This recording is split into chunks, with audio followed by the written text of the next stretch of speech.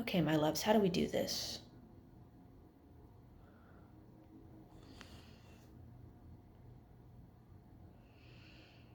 How do we do this?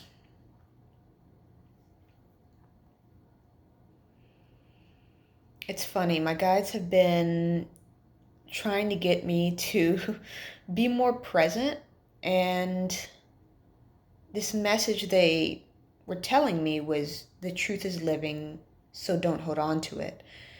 And it's funny because normally when I make a video, it comes spontaneously and I'll make one shot, it's done, I post it, that's it. And I'm having this sort of block. It's not a block, but I guess because we're being taken into a deeper level of our connection to the present moment and our connection within ourselves in order to access information and to be able to, and when I say access, I mean read it, to receive it, to understand it, even if it's just an intuitive understanding or an impression, or something in the gut or in the heart or the spleen, of just being able to understand the information coming through the body. It's not something that can be held on to.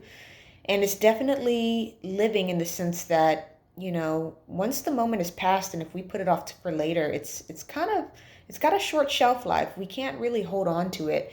It's almost like these ships that come in and we can either get on or we can wait for the next one to come.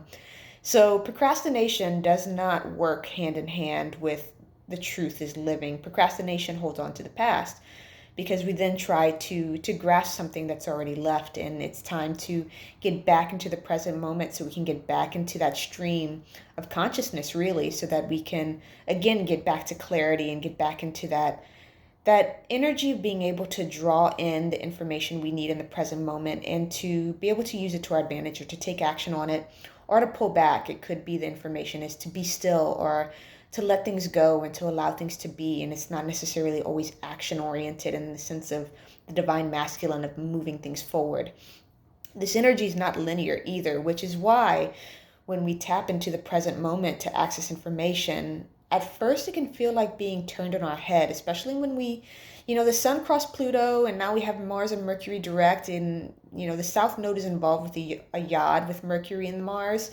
It can feel like we're being turned on our heads. It's almost like when we enter this deeper dimension in our lives, it's unfamiliar territory, so it can take some time to get our bearings, but not as much time as you think. It just takes a little patience and a little presence and acceptance of it. But again, the truth is living, so we're not being asked to grasp onto it, which is why they're really driving that message and that lesson home for me by making these videos, because I keep trying to attach to an old message as opposed to receiving the information in the present moment and really being present with what's being pulled through down through my body now, and to get out of my head with it as well. And it's funny, this is my third time trying to make a video, and I think it's finally clicking. And it's clicking because I'm not taking it too seriously. I'm allowing it to be what it is. And so that's what's grounding in for me on a deeper level. And this can look different for everyone, but the underall message is the same. It's like we're beacons, we are channels, we are the vessel through which spirit speaks and the information comes through our bodies. And we're being asked to use that to our advantage and to use that in really beautiful ways. And it's not serious. It's actually quite playful, and it's open, and it's spontaneous, and it's instinctual, and it's intuitive.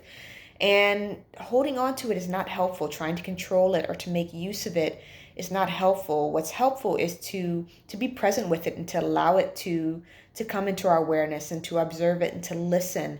And we will know right then and right there whether it's time to take action or not, or whether it's really going to serve us better to just allow it to be what it is in the present moment. Because, that takes some discernment. It does. And again, by being in that moment of allowing us to be turned on our heads and allowing the new perspective to take root and allowing things to be trippy and not trying to get information out of it, but allowing the information to be what it is what's going to actually help us get our bearings. And if we can let go just long enough, it doesn't take that long. It actually comes in quite easily and quite effortlessly. And as with all things spiritual, it's the repetition that really is the magic. It's where things really get that opportunity to ground in and to integrate in a really powerful way. And it can take a few minutes, it could take a few years. And so it's also very important when working in the present moment in this way to not get attached or to not have these expectations, but to allow things to be and allow things to be experimental as well by experimenting when we feel to have to call to take action, and to allow that to be the information as well, which really drives that point home that the truth is living. Because when we are experimental and playful enough to go see for ourselves and to actually, okay, I'm going to take this action, I'm not sure, but I'm feeling called to do it, so I'm going to do it. In the moment, as we're going through that action step and as we're going through that experience, that is more information in the present moment. So that is essentially being in flow, and that is what's grounding in on a deeper level now. So definitely, if you're feeling called to rest, it's definitely in the air. And allow yourself to just kind of move through these energies without attaching. Allow information to come without trying to do anything with it or attach to it, and to really experiment with discerning when to take action and when not to. I'm sending love and wishing you well. Bye.